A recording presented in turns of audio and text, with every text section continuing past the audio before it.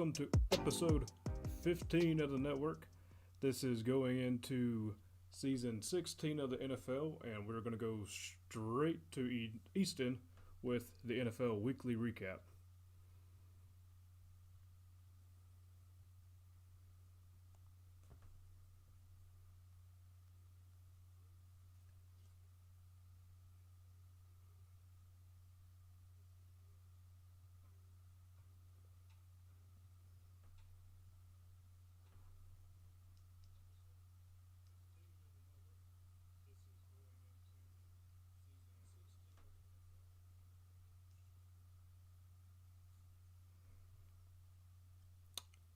I saw enough to be surprised about it. Not really surprised, but just like taken away.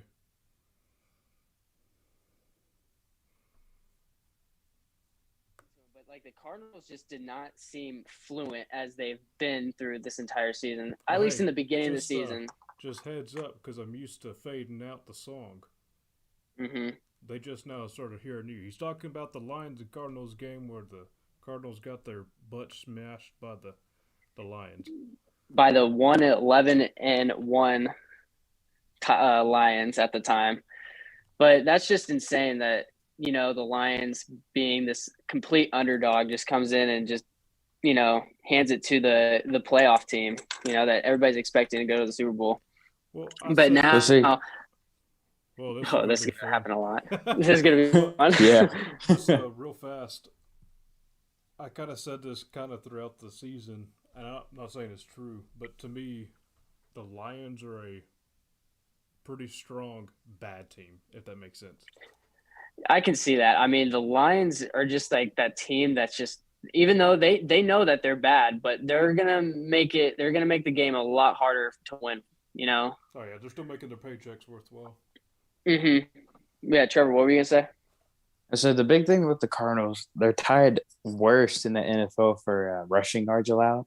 When you have someone who's not even DeAndre Swift on the Lions rush for over 100 yards, you're going to lose the game. So, Yeah. I mean, yeah, it's shocking that the Arizona Cardinals lost this game because they're playing the Lions.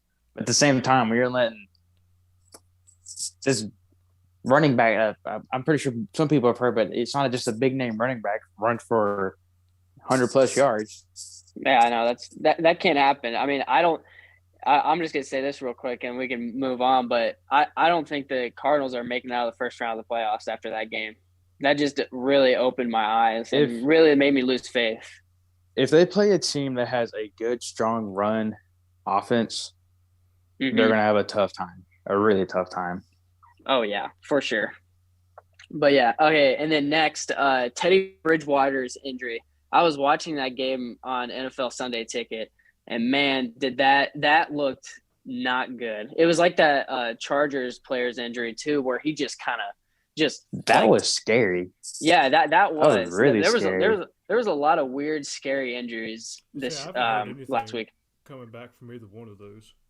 So they've both been discharged from the hospital, right? Yeah.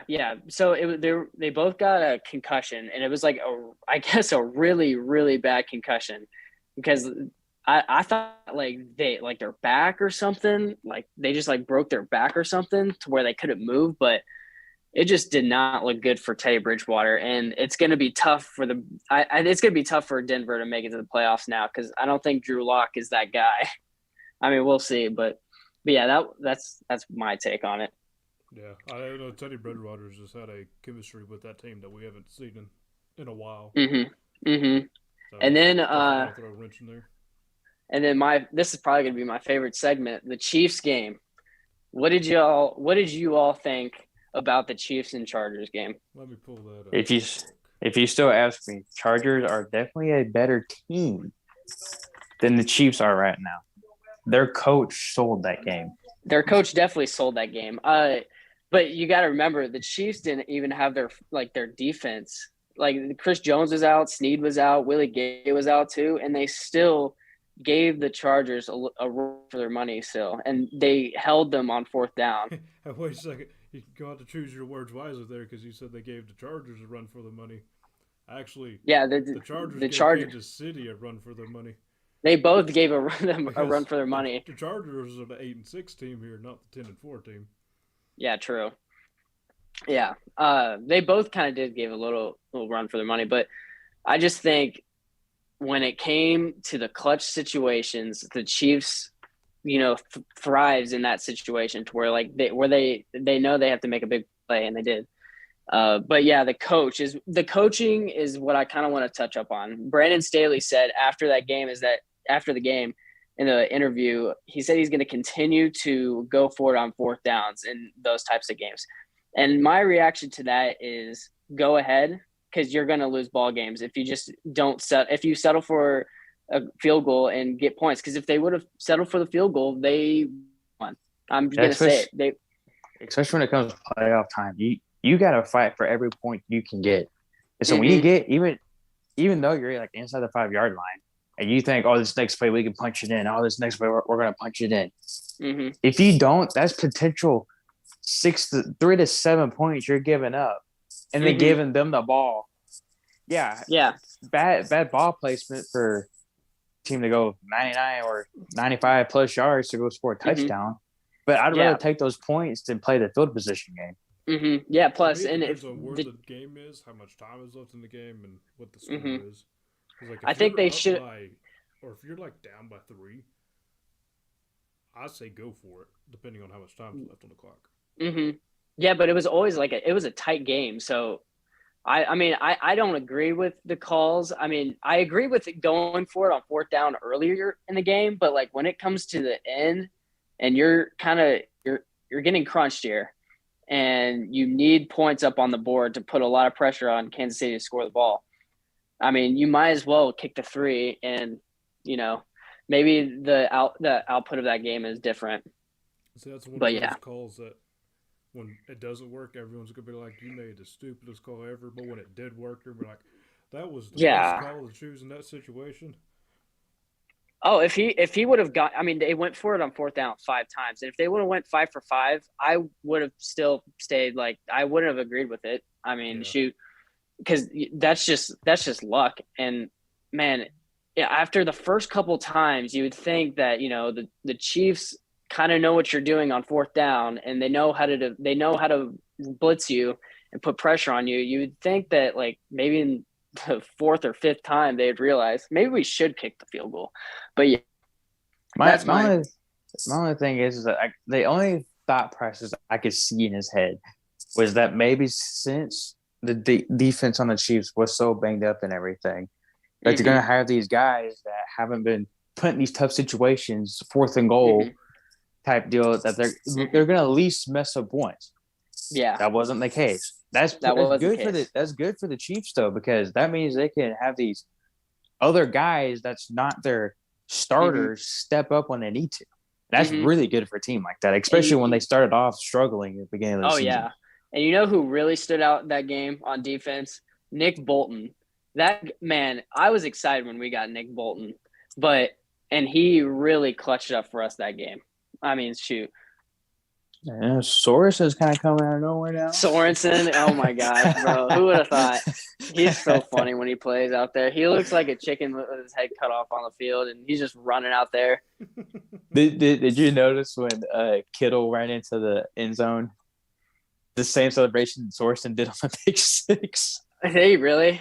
Yeah, he's like the whole ball in the front of it, just kind of like shaking it. Bro, that's awesome. But yeah, are you guys? I cracked up laughing when I saw that. I was too. That is kind of funny. Do you guys? So can we move on to the last thing? Yeah, go for it. Now you're gonna be happy because now we're gonna talk about the Packers. Oh wait, no. We're going to the Ravens and Packers games. Last week, would you guys gone for it if you're the Ravens? Same fourth down scenario talk. Would you have gone for it? That was the one where the Ravens were going for it on fourth down, right? Yeah. The last play of the game, they just had scored, and they had the potential to kick the extra point and go to overtime, or win the game with a 2-point conversion. So that's when one of those I'm like, it's either you get it and you go home, or you make it and you go home. See, I had the same thing with the Razorbacks early in their season when they played Ole Miss. I'm happy with the call. Like, if I'm a Raven fan, I'm happy with the call, upset with the outcome. Yeah. Oh yeah, for sure. I mean, I like that they went for it because I mean, what do you have to lose? You're going against the Packers, who are the one of the best teams in the NFC right now, and you just I mean, they had to go for it. I feel like, but it was just the play call that they did just confuses me. I think they probably should have just have Huntley stay in the pocket a little bit and not let him scramble because like the majority of his runs during that game, I feel like he would like sit in the pocket for a while and let the play develop and then watch the offensive line create a hole for him to run up the middle and kind of do that. So that's what I was kind of expecting. I wasn't expecting a run from a running back up the middle because I mean running backs aren't that type of running backs. They're not that standard, but or that they're not that style. But yeah. What do you think? As far as a Packers fan, that outcome was exactly what I wanted it to be. Yeah. Yeah, I bet you did. But then another thing during that game, Aaron Rodgers ties Brett Favre for the most touchdown passes in franchise history. So I knew that was coming close.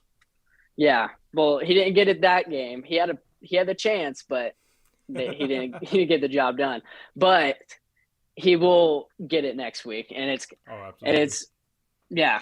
So but who they play next week? They play the Browns on Christmas. Oh, that should be a good one. Oh yeah, that should be a good game. I hope the Packers win. That'd be a good one, even though they've clutched the playoffs or clinched a spot in the playoffs. But yeah. That's it for the recap. Yeah, the Saints need to stop winning games. Oh no, I want to talk about that. You want to talk about that? Unless that's one of our main points later down. No, it's not. Do you want? Yeah. Well, Tom Brady gets shut out for like the first time in a decade. Yeah. Yeah. I mean, Tom Brady. We talk about the Bucks in the after the recap in our main topics. It's about the Buccaneers going forward, but we can touch on that with the Saints game. Well, yeah, let's go ahead and go into that. So we got we're gonna start with that. So we got the Buccaneers losing Godwin, Evans, and Fournette. I haven't heard anything whether or not they're going to be back this weekend. I just know they got Godwin's he's out. Definitely out. Yeah, Which sucks for me. A ACL injury. Yep. Yeah. I didn't hear about. No, he's done. And then Evans and Fournette have a hamstring injury. If I'm right about that, almost as bad. That's almost as bad. That usually could be 1 to 2 weeks. Yeah, 1 to 2 weeks, and then if it's mild, but it could be up to 5 weeks. I mean, Mike Evans, when he went down, it looked like at least Fournette walked off the field. I don't see what happened if Mike Evans had to be like helped off the field, but I think Fournette had to be carried off, and then Mike Evans. It took him a minute. A highlight of Fournette walking off. Oh, you did? Okay. Yeah. I'm pretty sure you did. That's the highlight of the game, just that Fournette. That's Fournette's best run of the game. Anyway, it's 9-0. The Bucs didn't score, so I mean, nothing else better happened. I mean, yeah, but man, that Saints game was just really weird. That game the way y'all doubted. And if you give Taysom Hill any credit, I'm gonna lose it. That was the defense game. That was the defense. That was DeMar Davis, man. Oh, and then who's their other defensive lineman? Yeah, that's not lineman. That's the corner. That's their corner. Cam Jordan, is that his name? I can't remember off the top of my head. Yeah, I can't remember off the top of my head. But that defense deserves all the credit for that game. I'll say this much at least. With those injuries and that type of loss to a team like New Orleans, don't get me wrong, New Orleans is not a bad team by any means. To me, this takes the Bucs out of the potential of going to the Super Bowl. Oh, yeah, for sure. Because, I mean, we haven't seen Tom Brady. I mean, we did with the Patriots, but we haven't really seen Tom Brady, play with these, like, kind of low-end weapons, I mean, you'd say he kind of did in the 2019 playoffs, but I don't think I've – what? That's a give or take, yeah. Yeah, but yeah, it's just going to be weird seeing Brady kind of not play how Brady has played this season because all he's been doing, it's just been an uphill for Tom Brady having all these good things. And now I think it's coming to an end. Yeah. So the And only thing that the Bucks really have going for them is that Antonio Brown will be coming off his 5-week suspension, but he was still dealing. I believe it was an ankle injury before that suspension. yeah, it was. And he hasn't practiced fully with the team since week 6. And then they also have Le'Veon Bell, which I don't think he'll be in for this game. Hey. This I don't think he'll be in the first couple of games. Yeah, what's up? Aaron Rodgers has proven you don't have to practice because he hasn't practiced with the team since week 2. Yeah, true, but that's Aaron Rodgers. Le'Veon, that's Aaron Rodgers and Antonio Brown, two different positions of two different people. 2 different breeds. Yeah, but losing Mike Evans and Fournette is just that's already a gut punch, and then losing Godwin. That's basically your end zone people. Yeah, I mean Ronald Jones is a pretty good running back. Don't get me wrong. Pick them up in fantasy. Oh, I did. Yeah, I did. But yeah, just losing Fournette, who we have discussed I think is a top 10 running back this year. I mean, absolutely.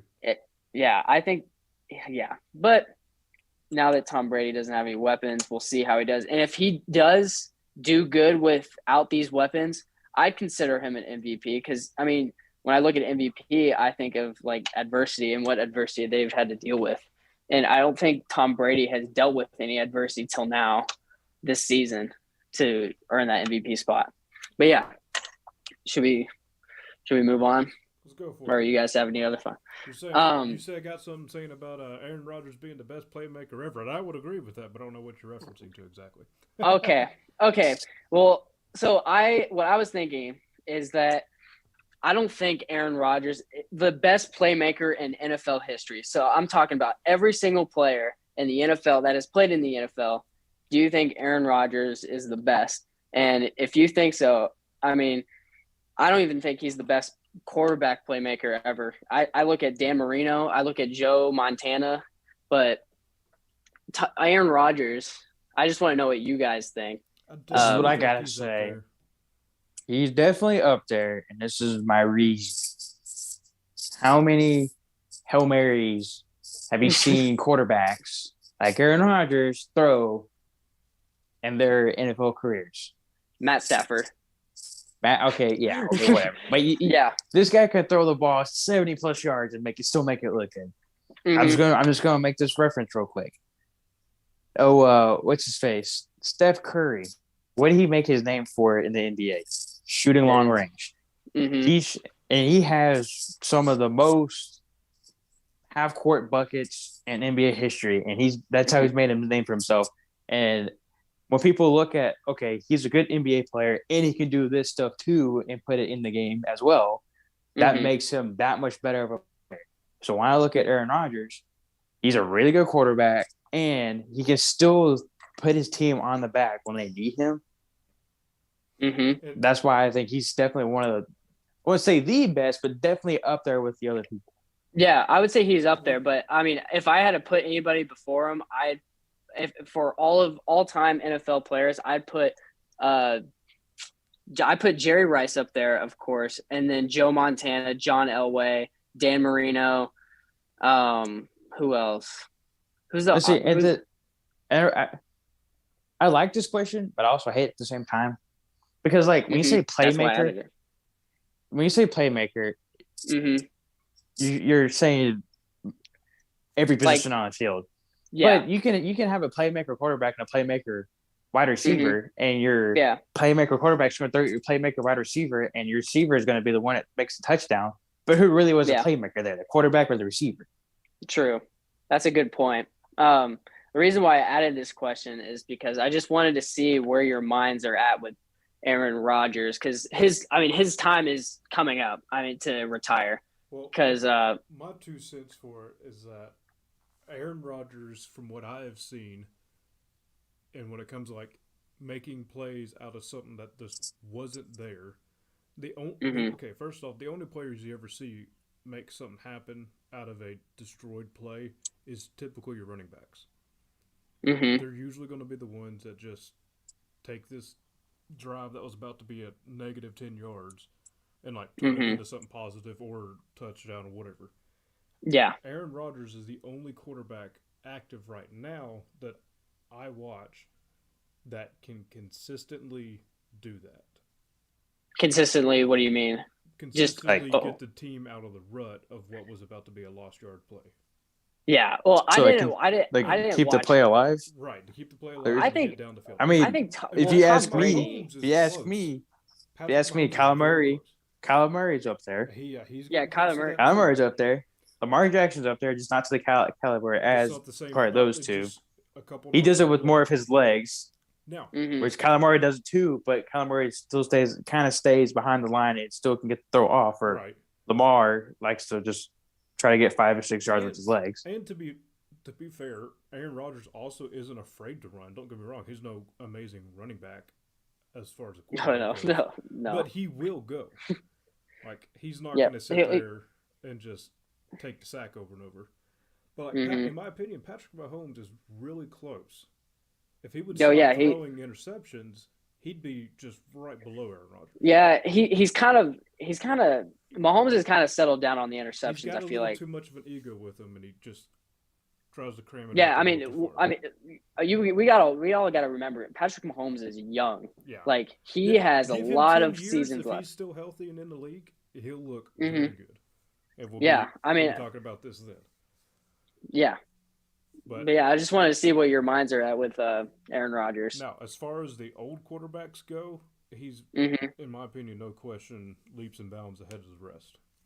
Oh yeah, 'Cause I mean, Tom because like Brady's Dan good. Marino, Tom Yeah. Brady, Dan Marino, John Elway, Joe Montana, like those quarterbacks are what made Aaron Rodgers be who he is. Because Yeah. like, I would think that Aaron Rodgers would be like, I want to be like Joe Montana.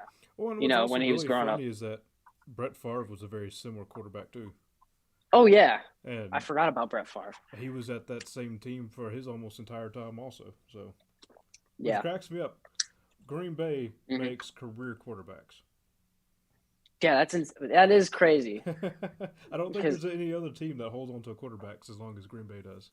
Yeah, I looked it up the other day, and the Packers I think have had 10 quarterbacks, and since their since the NFL AFL merge, Yeah, they've had 10 quarterbacks. I want to say And- they've. I want to see because I want to say they've had like only like 4 since. Like, Oh no, oh, because during the 80s they had like 3 quarterbacks during that time, and then they had Bart Starr for a while, and then Brett Favre came in the picture in the 90s, and then yeah, I'm looking this up real quick. all You right. know what's sad between Brett Favre and Aaron Rodgers? There's only been 2 rings produced out of those. I know. See, the Packers have had 46 starting quarterbacks in its history, but Really? Well, that's from because But you're like- thinking of but the like even- 20s and stuff. even Jordan That's- Love would count as a starting quarterback because he started a couple of Yeah, years. that's probably saying like from the 20s to like the 40s and the 60s and the 50s and all those guys. Yeah, But I was Let's see. From when was the first Super Bowl? it was 1960. 60 something, yeah. Yeah, I think it was 60. Okay, so if you're going from then, so that was during the time of Bart Starr, Mm-hmm. who was there for like holy crap, Yeah. 13 years, Yeah. and then you had Scott Hunter Mm-hmm. with Bart Starr, Mm-hmm. and was it? They like very similar names. Like this one's Yeah. Zeke Bart Kowalski. Mm-hmm. Yeah, we're looking at the same website because Yeah. And then they stuck with Scott Hunter for the following year. And then they had 3 there, 2 there, 3. Well, they like to use like 3 quarterbacks all at the same time too. I know. But then That's you what get I a was long saying. stretch of Lynn Dickey, Mm-hmm. and then you get a nice stretch of 3 years of Randy Wright, Mm-hmm. and then a 4-year stretch of Don Mwakwaski. Yeah, don't. Yeah, I didn't even pronounce that last name. And That then is you a have that's a, Brett Favre for like another 18 years 10 almost. years. 18? 10. Yeah. 1, 2, 3, 4, 5, 6, 7, 8, 9, 10, 11, 12, 13, 14, 15. Okay, 15 years. Dang. And then you have Aaron Rodgers for the last 11 years. But yeah. So yeah. Should we Yeah, we're moving on. We're beating a dead horse. Yeah, we're beating a dead horse. So the next is Josh Allen versus Mac Jones. Who has an edge in your guys' opinion? Allen. Yeah. Oh yeah, I'd say Josh Allen. I thought you guys would say Mac Jones, No, and then I I'd love have to Mac argue. Jones. He's a great quarterback. Oh, Just yeah. experience right now is still going to trump him most of the time. Oh yeah, Josh Allen is an absolute unit. I mean, shoot, because like If you ask he's me, big. Yeah, what's up? that game, if you ask me that last game they played with each other, if the win wasn't a factor, completely different Hey, game. and we'll see that this week too, because they play each other. That will, and we'll see what happens. And if the Patriots This was do, at Foxborough, isn't it? yeah, Yep. this is at Foxborough. Yeah. And if the Patriots do beat the Bills, I still think Josh Allen has an edge over Mac Jones, just because I feel like that's Bill Belichick controlling Mac Jones a little bit. But Josh Allen is his own being. I don't see Josh McDermott, creating Josh Allen. I feel like he's kind of made a name for himself. Yeah. The only thing Mhm. I'll say there is that as far as it being home for the Patriots, I feel like it's going to be a potentially even battle for them. Oh yeah, I want this to be a good game. After what I just saw with the Patriots and the Colts, I think this will be a good game for them. Who And ended if the up coming Patriots- out So of that what? The Colts won, and we're Okay. going to that game. We're What- going to what topic I- after this. What I heard someone say is that it's going to be a high-scoring game, hmm and it's probably going to be something like 30 to 27. Just Oh man, what either team is going to be the winning team is going to be the one that scores 30. Yeah. Someone said whoever gets the 31st will probably win. yeah. That's what the NFL is. Whoever gets 30 wins the ball game. But man, I was thinking it was gonna be a low scoring game. I think, but yeah. I mean, It's only going to be low oh, scoring man. if both defenses are hammering it out too. Oh yeah. Which I see both of Yeah. those quarterbacks pulling up on those defenses this time around. But yeah. The next topic is do the Colts have the ability to make a huge playoff run? I believe so. I think Yeah. they can. I mean, shoot. If they want enough. What Jonathan Taylor has done is almost it's almost to an Adrian Peterson type of feel and type of look to it. Now, I'm not saying Adrian Peterson is John Taylor, but he's having that impact to where he's putting the Colts on his back and winning games for him. It was kind of funny to see the Patriots go down and finally score. It was like 10 to 17 or something, Yeah. whatever the score was. yeah. And a couple plays later, Jonathan Taylor just rips one off for a touchdown. Just you've got to be kidding me if you're a Patriots fan, because you're like, we could have stopped them and at least tie the game. But no, we're just going to let him go off, score another touchdown, and just end it for us. Yeah, that's Jonathan. Whenever they handed that ball off to him and the hole that I saw that was created for him, I was like, this is going to go for a lot of yards. And he just kept on running and got in the end zone. But the Colts, if the Tennessee Titans lose tonight, I think Colts would take the division, and that would put them up to third seed. But I think, yeah, the Colts. If you're playing the Colts in the early rounds of the playoffs, I'd be scared until they get to the Chiefs. It's game over for them. But yeah, Until they get to the Chiefs, it's all about Until the they- Chiefs when it comes to Easton. yeah, bro, yeah, yeah. I mean, shoot, I wouldn't. I'd be scared if I were playing the Colts. The Colts and the 49ers are those playoff teams that just kind of scares you a little bit. I can see that. Yeah. Yeah. I mean, Tennessee is playing the 49ers right now, I think, and we'll probably have to cut that game out of our rapid fire. Oh, Because I'm going for Tennessee, just FYI. I'm going for the 49ers. Okay. I would love to see the 49ers win. Oh, yeah. And Hey, just food for thought. What would you think Hmm. if we had a Green Bay Chiefs Super Bowl? Oh yeah, for sure. I think it would be one of the greatest Super Bowls There's a in a potential long for it right time. now. I hope, man, if you guys can get to there. We've been there for the past 2 years in a row. We've been Hey, waiting but for you guys. would you rather lose the Super Bowl or lose in the AFC Championship Um. to the team that won the Super Bowl? Oh yeah, true. I'd probably. I mean, man, the Chiefs made it to the Super Bowl a lot of times, so I can't really answer that question. But we've won one and lost one, and I really like the feeling of winning a Super Bowl better than losing the Super Bowl, obviously. Yeah. Yeah, You're just like, you're almost there. yeah, and it was so close. It was 31-3 close. But yeah. The next topic is Jonathan Taylor MVP, the running back for the Colts. And I'm gonna say my quick statement, and I'm gonna let you guys talk. But I think Jonathan Taylor should be considered the MVP of the league this year.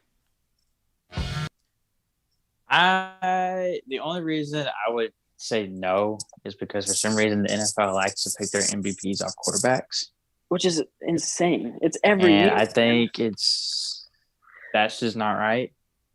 Mm-mm. But if you look off of just quarterbacks, if you ask me, Justin Jefferson's had a really good year. He has, but Kirk Cousins has had an amazing quarterback year, but no one's looking at it because of the type of team he's on. oh yeah, true. I mean, Kirk Cousins, but But if you look at his quarterback numbers, I think he's top five he's top quarterback. 6. Yeah, Yeah, in yards, passing yards, I think. and the touchdown to interception ratio. Yeah, is a lot better. But yeah, I look at Jonathan Taylor's numbers, and he is so close to Adrian Peterson's stats whenever he won it.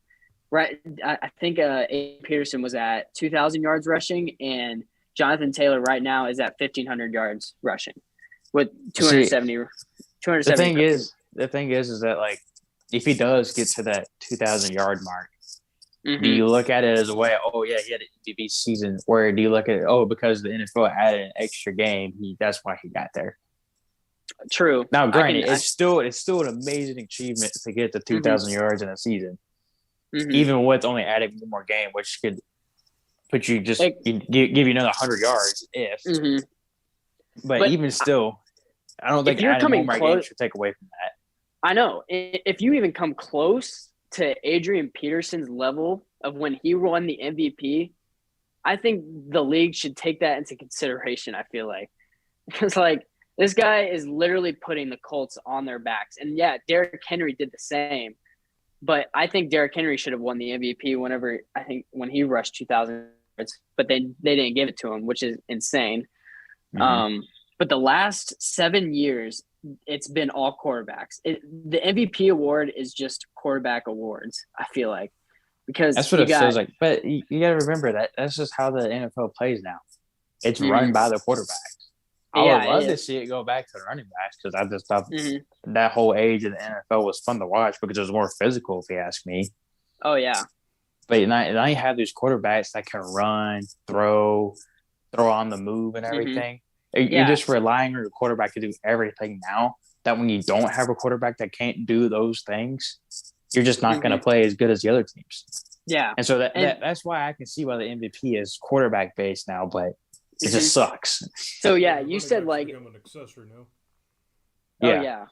And that's kind of messed up, but you said rushing quarterbacks. You know, the quarterbacks are running now. And, mm-hmm. you know, it's funny because the top 2 MVP candidates are Tom Brady and Aaron Rodgers, who aren't that mobile and just throw the ball. So Aaron Rodgers is having a great season, but he had an even better season last year. Hey, as far as my prediction on that, if the Bucs mm-hmm. win out, it's going to go to Brady. But if they lose anything and Green Bay, but he's playing the Panthers. It's going to go to. He's got the Panthers though.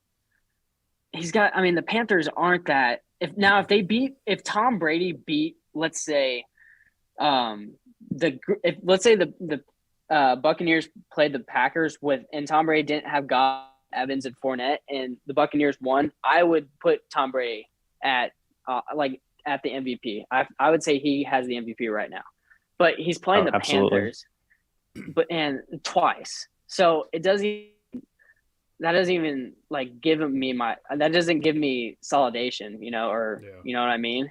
Nah, if he just blows him out of the water and throws 5 touchdowns each game, then oh yeah, yeah, maybe.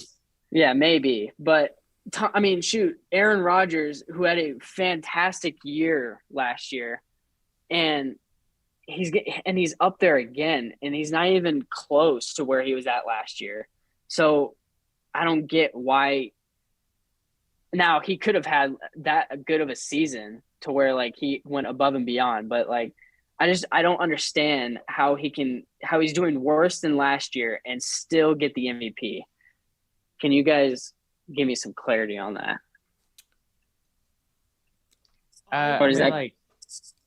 The only reason I would say that is because the only reason I would see that is he's only missed 1 game this year, and the only 2 other quarterbacks that would just pop up in my mind would be Dak Prescott, which his numbers have kind of been on decline here recently. Yeah.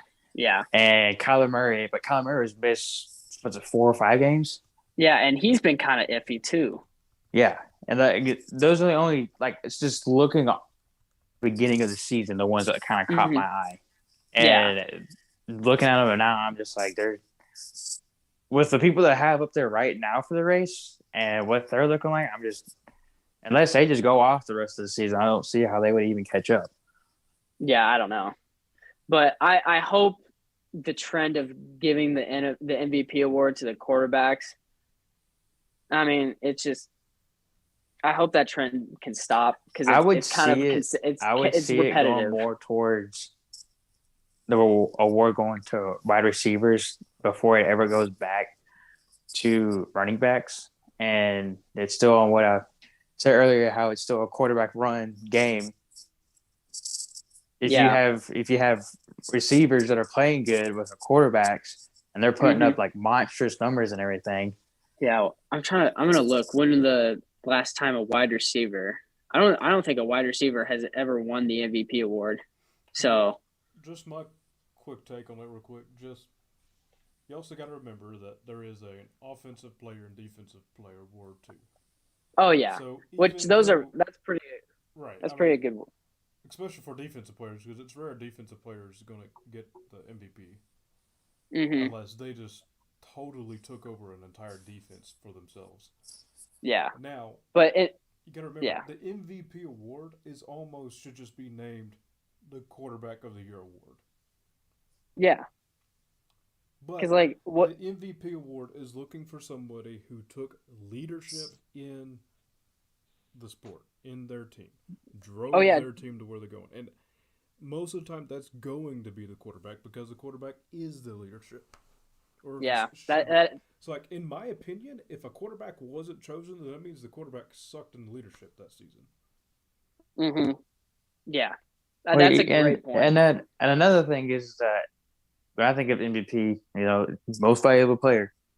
And so when you can look at a player and be like, okay, yeah, when he was on the field, he definitely made a difference to this team. And when he wasn't here, it hurt us. How are you going to say that's not the most valuable player on that team? Right. And I don't disagree with that. And while a lot of teams have that, a lot of times it's really hard to compare how this wide receiver that was, if they weren't there for this team, made the team so much worse or better. It's hard to compare that to all the other quarterbacks who are running their teams just fine as a leadership role. Yeah, that's why I think I'd put a running back over wide receiver. But yeah, but a lot of that's a great point, Nathan. Expecting to not be an MVP. That's not what their role's meant to be. Yeah, but yeah, I really like that point of the quarterback is the leader of the team and takes charge. But Jonathan Taylor on the Colts is the leader of that team. Carson Wentz has no leadership on that team. Well, no way. And you're going to see that more often in times of when the quarterback isn't solidly in its position. Yeah. Because if your quarterback isn't your MVP, then your team is not going to do well. Yeah. In my opinion. Oh, I mean, we saw that with the Titans. The Titans made it to the AFC Championship game, but they didn't. They didn't make it to the Promised Land, the Super Bowl. So, and yeah, that was Derrick Henry's. That was that the Titans are, I think, Derrick Henry's team, and without him, they're kind of a weird toss-up team. But whenever they got Derrick Henry out there, it's solid. They know what they're gonna do. But yeah. That's my take on it. That's my. You reading chat? No, I'm not. Your dad just put in letting us know that Adrian Peterson won MVP in 2012. I don't know. Oh yeah, I know. I know he won MVP in 2012. That's if you go back, we kind of went on that. But yeah, I think I messed up. A wide receiver hasn't won MVP. I think did I say running back? I'm pretty sure you said wide receiver. Okay, but yeah, Adrian Peterson won the MVP award. I knew that in 2012. Who else won it as running back? Barry Sanders, of course, and then Marshall Faulk in the last 20 years. But yeah, that's my final stance on that. I think the league should, yeah, the Offensive Player of the Year is a good award, but that's kind of like saying the runner. That's like the runner-up award. I feel like, Yeah. It almost feels like if the quarterback does win MVP, whatever quarterback wins MVP, whatever player made a quarterback put those numbers up, so it's going to win the Offensive Player of the Year. Mm-hmm. Yeah, I think if Jonathan Taylor doesn't win the MVP award, he'll most definitely win the Offensive Player of the Year. Oh yeah, I would believe that. Yeah, but yeah. That's my stance on it. Should we move on? Yeah. So we want to do the rapid fire for this weekend? Actually, the playoff. Should we? Yeah, you guys want? Yeah. Should we give our playoff predictions? Yeah, go for it. Okay, I'll start off first. I think the Chiefs, man, they got some COVID problems, but I still think that they can come back and win against Steelers. But I think they'll win the 1 seed. What? Brandon just put in chat, it goes, Mark Murphy won MVP as a kicker in 87. No Who way. said that? Brandon did. Oh Mark Murphy. Brandon, shut up. Wait, no, actually, he's being for real. Mark Mosley, yeah, he won it as a kicker. How? Oh, Brandon put Murphy. Yeah, it's Mosley. I got you. Man, what? That's insane. Funny. He must have put up like huge numbers or something. I'm gonna take a look at that after the podcast because that's insane. A kicker? That's funny. That's pretty funny. That's funny. But okay, so playoff. I think the only change in the AFC is I think the Colts will end up being a 3 seed, and then I think Tennessee will be a 5 seed. But so I think it'll be Kansas City at the 1, Patriots at the 2, Colts at 3, and then the Bengals will be at the 4 seed. And then you see LA and then Buffalo. And I think Baltimore is going to miss the playoffs without Lamar Jackson.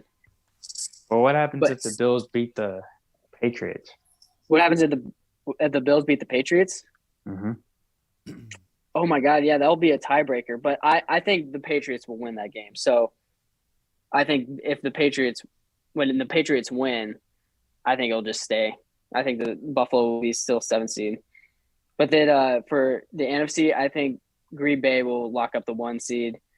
Brandon just let us know that was a season they went on strike, apparently. What?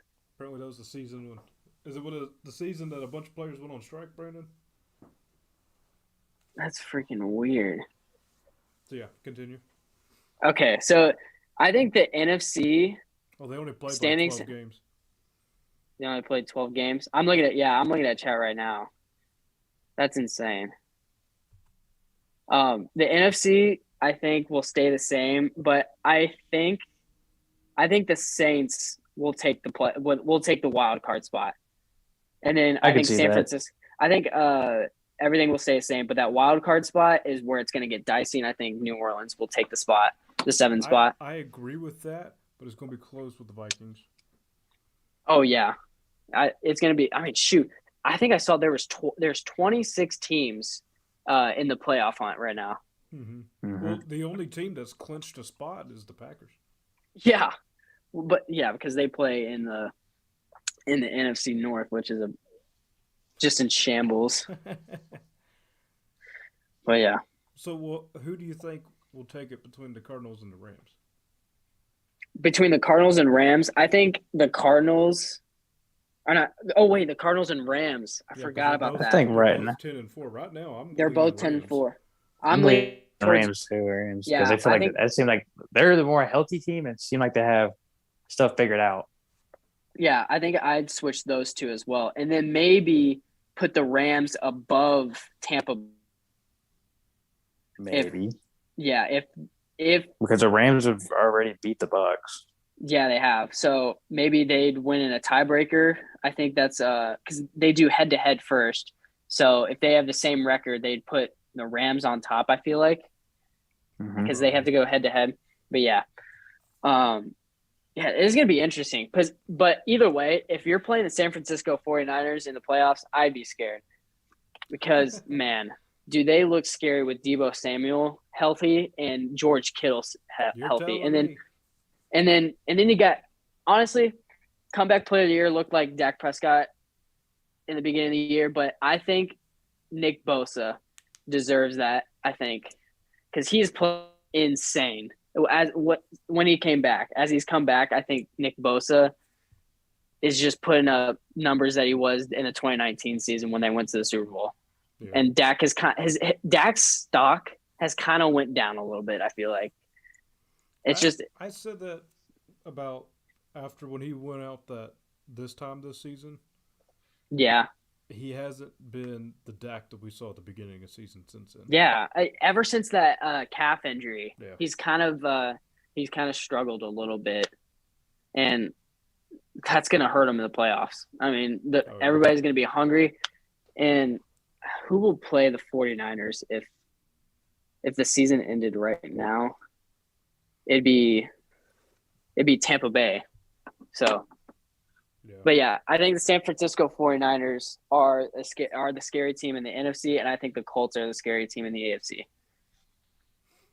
I would completely agree with that. Yeah. All right. And if not the 49ers, then the Saints. So. Oh yeah, because especially if they're playing the Bucks. With Taysom Hill. With Taysom Hill, it's definitely a lockdown team. And that was sarcastic. Oh, I know. Taysom Hill does not make the Saints. It's the defense. And I was talking about Cam Jordan, by the way. I looked it up. Cam Jordan, DeMario Davis are insane on the Saints defense and just put so much pressure on Tom Brady. But yeah, should we go into rapid fire? Are you guys good? I'm good. Yeah, ready. You good, Trevor? Yep.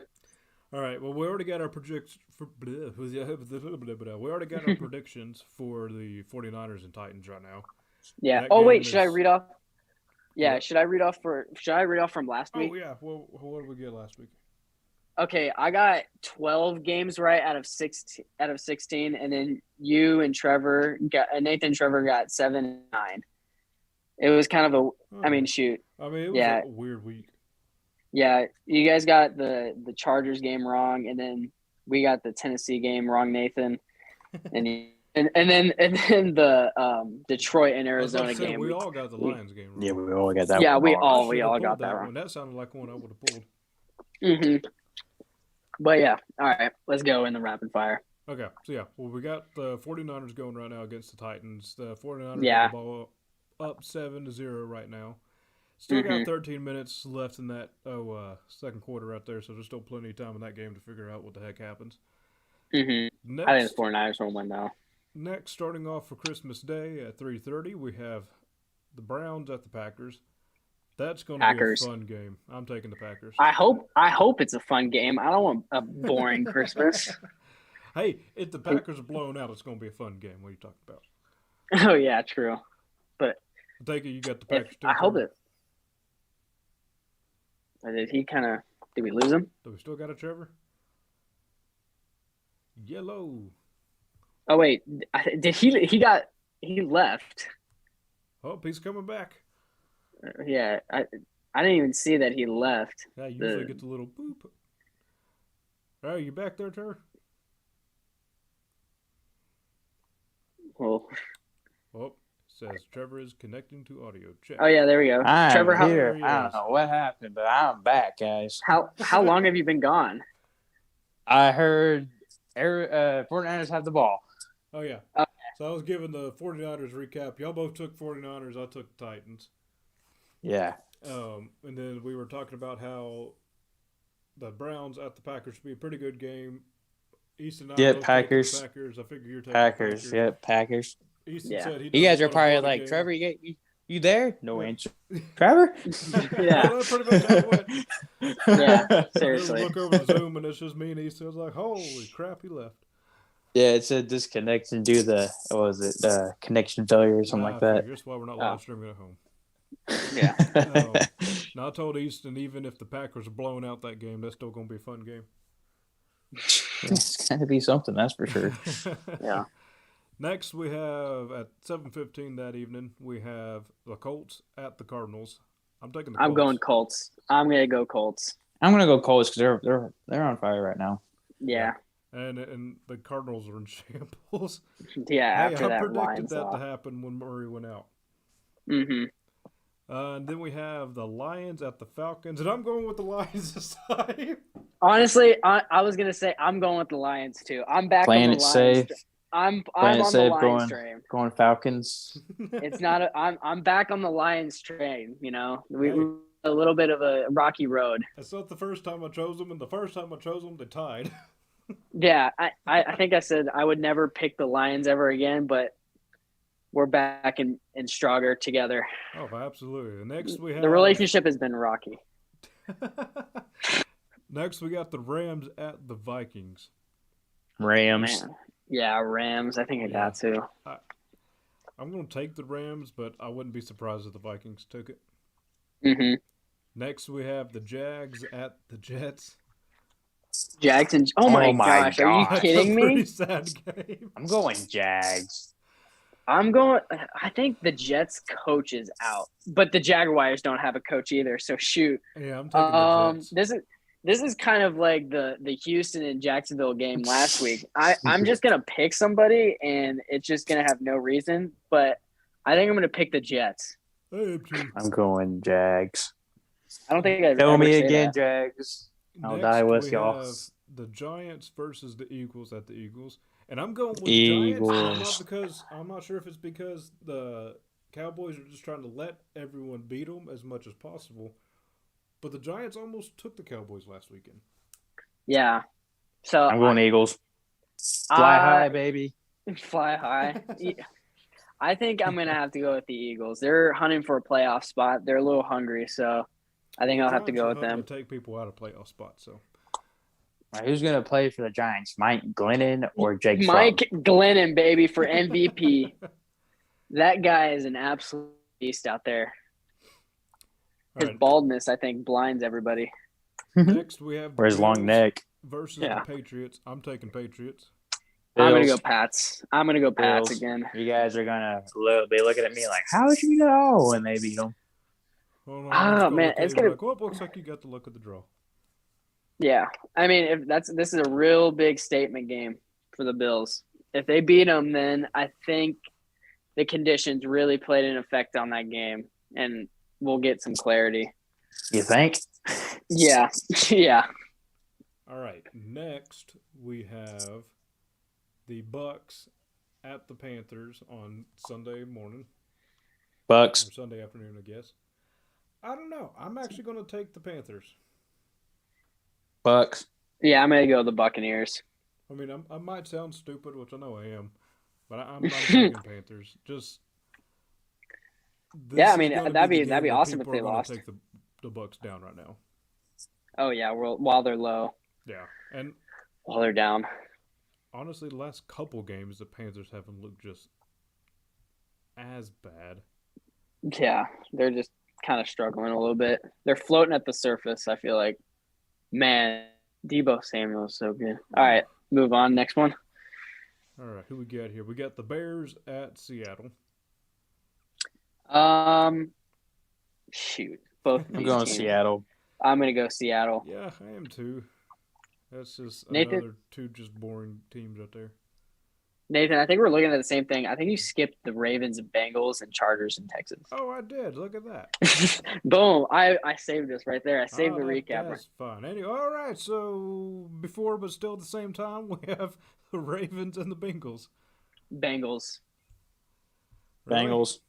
Yeah, I'm gonna go Bengals. I don't think Lamar is playing, and they already Well, if you ask spanked them in me- the beginning of the season. If you ask me, if Lamar isn't playing, then the Ravens will win. You guys trust Huntley that much? No, I shouldn't say that. I don't know. I'm taking Throw the words Ravens. in my mouth. Only because of how they played the Packers last week. Mm-hmm. I'm taking the Ravens. Okay. Next, we have what should be an easy game to choose: the Chargers. Chargers and Texans. Chargers. Chargers. Next. Chargers. All right. Next, we have the football team against the nation's team. Against the what? Nation? Cowboys? Yeah. Oh my gosh! Get out of here, bro. I don't even want to answer that. I'll go Cowboys. Screw it. Cowboys. I'm going Cowboys. I read Texans on Trevor's chat. Oh my god. Oh my lord, Trevor. Oh, our chat's funny. Oh, frick. Yeah, I think we're all taking Cowboys. Anyway, next we got the Dolphins and the Saints, and I'll happily take the Saints. Yeah, I'll take the Saints too. Same. All right, Easton, I hope you have the results of the bowl games we talked about last weekend. Oh, Some haven't been played yet. Yeah, some haven't been played yet. But you forgot 2 games. Hey, Nathan, you forgot 2 games. What are you talking about? You forgot the Raiders and the Broncos and the Steelers and the Chiefs. Well, that's because we were there when I was talking about it, but then you had me go back up, and this is Man, you're a horrible host. You're all over the This is place with the recap. all your fault. This is not my fault. Are you kidding All me? right, still on Sunday, we have the Broncos and the Raiders. Yeah, we're still on Sunday. Broncos. Never Yeah, I'm picking taking the Raiders. Broncos. Yeah, I'll go Broncos. And then next, a game we don't care about. Chiefs. We have the Steelers. You guys are picking the Steelers. We have Move the on. Steelers versus the Chiefs. Chiefs. Chiefs. Steelers. If it was home at the Steelers, I'd take them, but it's going to be the Chiefs. Wow, that was uncalled for. But the Chiefs are dealing with COVID, so it's going to be tough. It might be close. Yeah, it's going to be close, but I think the Chiefs won. But now we can go into college. Now we're going to college. Look at us. Whoop-de-doo. Yeah. But Okay, yeah, well, some out of of the bowl bull. games we did talk about last time, which ones have played? None of them have played. Oh, okay. None of them. They play later, like in I think after Christmas. But yeah, first. Brandon's asking about what about the annual A-State video Christmas party? The Oh, well, boss I of didn't go to that. The video boss right now, Brandon, is either 1 about to be in prison or 2 doesn't care about the crew good enough anyway. So I didn't get an invite. and it's not like there's I didn't much get to it. celebrate right now. Yeah, there really isn't. 2-9. What are they gonna say? It was yeah. And Not to be the honest, best most year, people would but- probably turn Aaron down anyway. Oh my gosh, I Call can't him by say name. anything. I can't say anything. Oh, you're quitting anyway. No, I'm not. I'm not quitting. Oh, now. Don't worry, Nah, we'll nah. help you on your way out. Jeez. All right. But the next segment for college, the first one is Deion Sanders' impact on recruiting. And this is just insane that the players want to go play for Deion Sanders. Because, like, he's not at Alabama. He's not at Georgia. He's at Jackson State. And he's getting all these good players. And, Was it number 1 overall pick went there? yeah. Well, not the overall one pick, though. The number 1 recruit went there. Yeah, number 1 recruit went to Jackson State, which is a good move since Deion Sanders, I guess, has some, has connection with the NFL. Very good connection with the NFL. But man, like we've seen like all these players develop in the Georgia schools, the Alabama type schools, but now they're starting to go to Jackson State, which is insane. That they would pick that over Alabama. I love seeing it. You like seeing that? I want to see good players go somewhere else. Yeah, I mean I would like to too, but like if they make a name for themselves at Alabama, at Georgia, that means that they're solid. I feel like they're more solidified in the NFL than going to Jackson State. But that's just my take. But going to the smaller schools, I mean, help some players develop. But I feel like, in my opinion, if you do go to these big schools, it will get your name out there into the NFL. You don't have to go to play for Dion to get your name out there in the NFL. This is what I like. If you go to a school like that, you're not really fighting for a position. You're pretty much guaranteed a spot to play already. Mm-hmm. Like if you go to a big name school like Alabama, Georgia, Clemson at the time, those teams like that, you're coming in as a freshman, and if players don't go to the NFL and stay, you're still going to have to fight for a spot to make the roster. Yeah, so whenever you get to the NFL, you do have to fight for a spot, and these guys from Alabama and Georgia and all these big schools know how to fight for a spot. And if you just take the easy route and you don't really fight for a spot, you already have your spot solidified. Then that kind of just, I feel like it kind of softens you a little bit and makes you not want to fight for a spot for the NFL. It's gonna be harder for you to fight for a spot because you really haven't. You know what I'm saying? I mean, yeah, I could see that, and I would agree with you. But I just think if you're going to the NFL, you're gonna try. Most players are at least gonna try to do what it takes to make the field. But yeah, my dad told me, you know what NFL stands for? Not for long. You're not going to be in the. I was going to say never effing lose. Never effing lose. But the NFL, whenever you get drafted, it's gonna last. Whenever you get first drafted, you're not gonna. Who knows if you're gonna be in the NFL for long? Well, and you also got to remember, a lot of these people are going in for just 3 years at the max, get their retirement and everything, and get skedaddled. True. Yeah, I think it's good for the NFL or good for college that these little small schools are competing with Alabama and Georgia, but I'm confused of why people are deciding these schools over the. In the scheme of things, at the end, if we were to start advertising this to have these players split up like this, if there was enough of a draw for that, then it would make college football so much more fair across the board. And I'm not saying it needs to be fair, but it would make those matchups outside of conferences way more worth the watch. Oh, yeah. For sure. Because if your Sun Belt teams were just as good as your top SEC teams, and it was everything in between was equal, then every single game would be good to watch. Facts. Yeah, that's true. I agree with you. But at the same time, I'm one of those people that you don't have to be a really good player to go play good at Alabama, and you don't have to be a really bad player to go to a bad team and play bad. All it is the mentality of where you go. I've always said our players at A-State aren't any less in talent than those players at Alabama.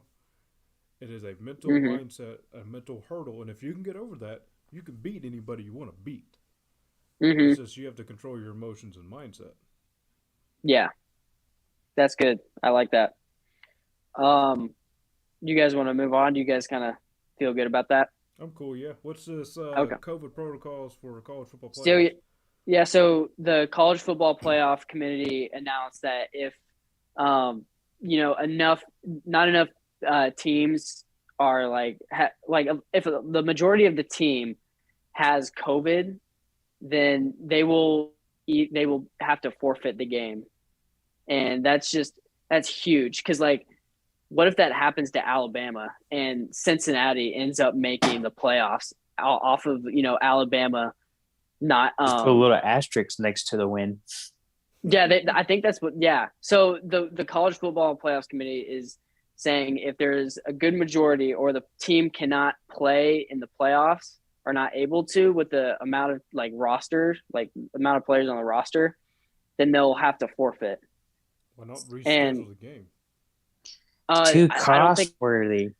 Yeah, it's too cost-worthy, and they don't want to deal with, I feel like that's good. That would just ruin, because they still have to deal with, the NFL games and all that. But you're going to miss out on so much sales.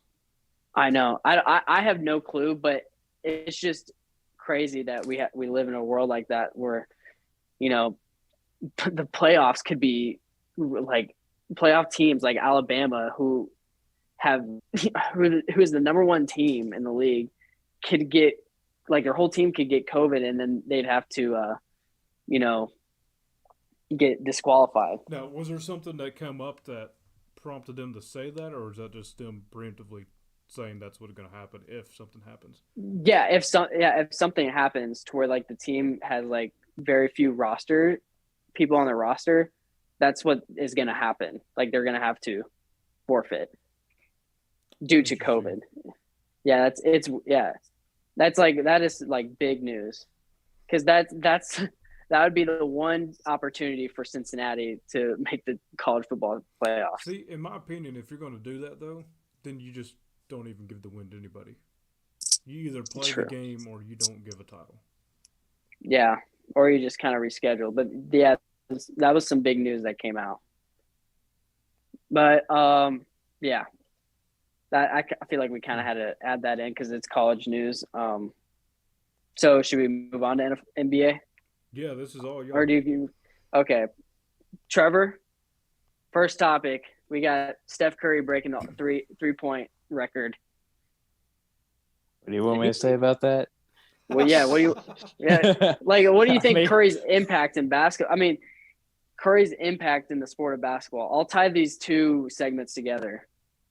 Well, like what I was saying with Aaron Rodgers, brought a whole new. Like, Aaron Rodgers brought the whole, playing outside the pocket thing. Mm-hmm. I would say he brought it to it, but he just kind of expanded onto it. Curry, his, in my opinion, best shooter, like hands down best shooter in the NBA. Yeah, we can now say that Steph Curry is the best shooter of all time. Everyone wants someone that can shoot the ball like him, handle the ball like him, and stuff like that. Like, if they can take control of the game just by shooting the ball, not having to go in, power himself to get a layup and get fouled and stuff like that. Especially with his age in the NBA, where making threes this unorthodox way. Yeah, it's more important than just getting playing bully ball, and trying to get to the paint. Mm-hmm. So when you have someone that can do that can make 4, 5, 6, 7 threes a night, who's putting up 20 plus points and stuff like that, and you have other players that can shoot threes, that's a really good team. And so, and that's why I think Steph Curry has really, I don't say changed the game, but has definitely made other players want to be like him. Mm-hmm. Yeah, that's Michael Jordan type. Play defense against that. Oh yeah, for sure. Yeah, it's really hard to play defense against that. When you have a guy, like I said, that has ball hitting like he does and can shoot, you pump fake, get him in the air, you just go in and do a little floater, and that's 2 points right there. A good player like that almost forces you to have one person on your defense play man. Oh yeah, or even double him up and stuff. Yeah. But this kind of impact that he has is kind of like a Michael Jordan type of impact, to where everybody wants to be like Mike. The way he impacted the game. And you even see centers that want to shoot the ball. I mean, you got Brooke Lopez that can shoot the ball pretty good. Giannis Antetokounmpo. Yeah, and then Anthony Davis. You get Yeah. when you have a center shooting threes and stuff like Mm-hmm. that, and you say it's not because the NBA hasn't changed from bully ball to shooting, then you're Mm-hmm. just I call you an idiot, but Blinded. yeah, Yeah. Oh yeah, I completely agree with you that Steph Curry has this impact to where like guys like LeBron James, like these big dudes, go outside their way where they yeah. they're Like when comfortable of. LeBron James' first 10 years in the league, he wasn't known for his shooting. He was known for No. putting his head down, getting into the paint, getting those points the old school way, and going to the line. Yeah. Now he's added this other, I can shoot the ball now to his game and everything, and that's made him a better player. Oh yeah, yeah, and I would say as far as like impact goes, I think Steph Curry has more of an impact in the game of basketball than LeBron James, and he's up there. I mean, because like what I'm looking at LeBron James and I'm seeing like he's kind of like he has this Michael Jordan type of style of play, but like I've seen that before. We really haven't seen the people shooting the ball from everywhere on the court. It's except Ray Allen. But Steph Curry is now beaten Ray Allen. If you ask me, if you were to tell me like who the best player is, just shooting, defense, just drive the play, wants to play the game and everything, would be Kobe. And the reason is because he played like MJ, like defense, tough in the paint, everything. Played like MJ, but he has better shoot. He had better shooting than LeBron James ever did. Oh yeah, and to me, if you say like what was my picture perfect NBA player, I'm gonna say Kobe. 10 out of 10 times. For sure. Yeah. I would say Kobe too. I think and then probably Steph Curry under there, but yeah. Are you good? Or should we move on? I say move on. I think we go on the Christmas movies. Yeah, because we just let's go. We're doing. We passed let's go. an hour and 12 minutes right there. All right, let's go to Christmas movies. So just for funsies, we're going to do a little Christmas thing, and then our buddy Brandon wanted Easton to talk about a little bit of barbecue down in or up there in Kansas City. But starting off with Christmas movies, we'll go. Easton's already got his list on here, so I got my list. Your top three. Yeah. So my number 3 spot, so top 3 spot is How the Grinch Stole Christmas, Jim Carrey, because Jim Carrey is one of the funniest actors. And then we have Christmas Vacation at 2 and Elf at 1. Elf is one of my favorite Christmas movies of all time. I know every single quote from that movie, from the start to beginning. From Buddy the Elf, what's your favorite? Buddy the Elf, what's your favorite really color? And then him singing the Christmas cheer is by singing really loud, or spreading Christmas cheer by singing loud is just it's so funny. But yeah, what are your guys's?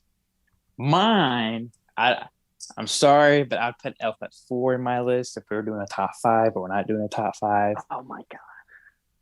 3 would be what's it? Christmas Carol. Christmas Carol. Was with Jim Carrey. Yeah, with Jim. Oh my gosh. I love that movie.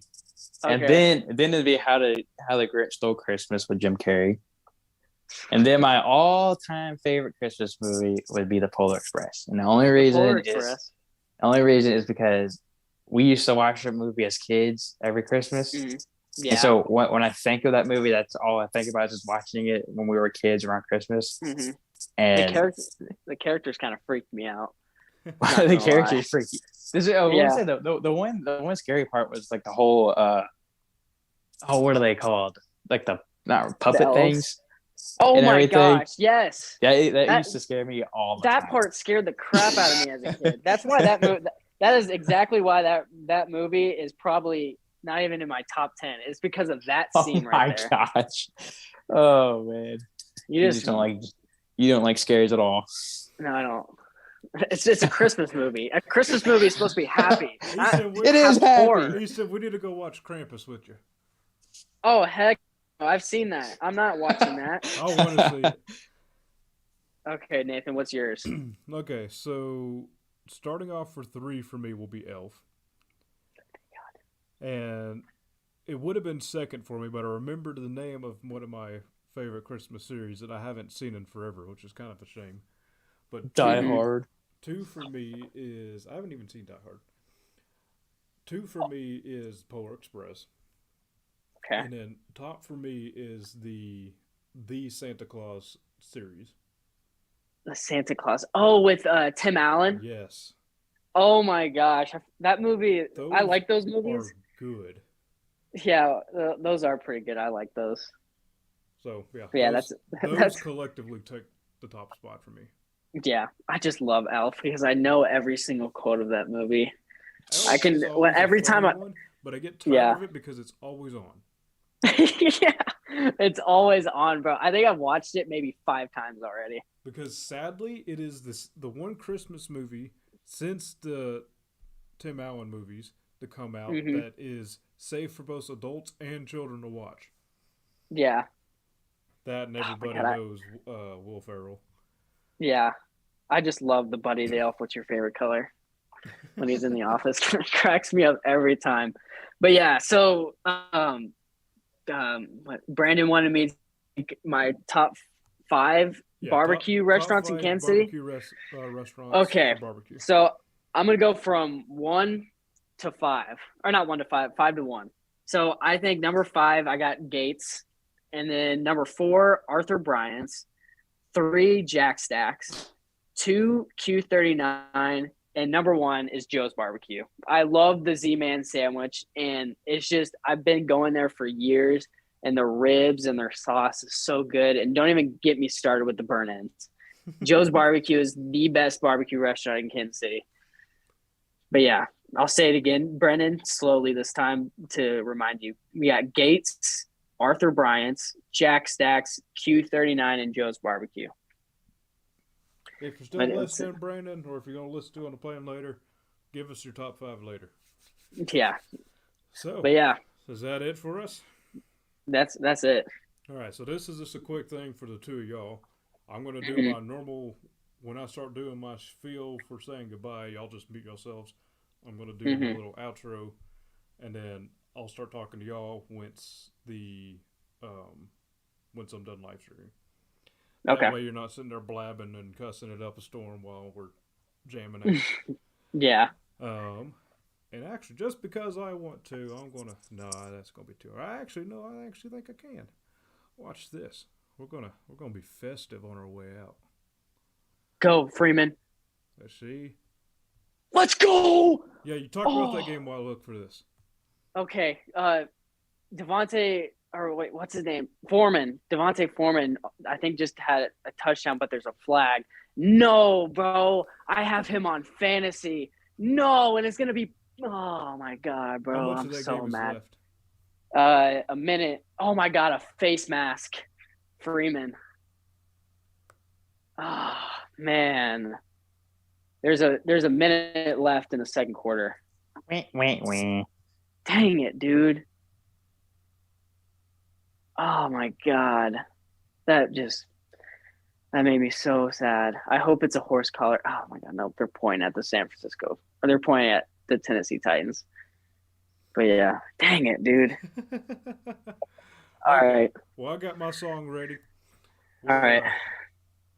Thank you all for watching. Thank you all for watching later on. If you're watching it post live stream, we're definitely gonna.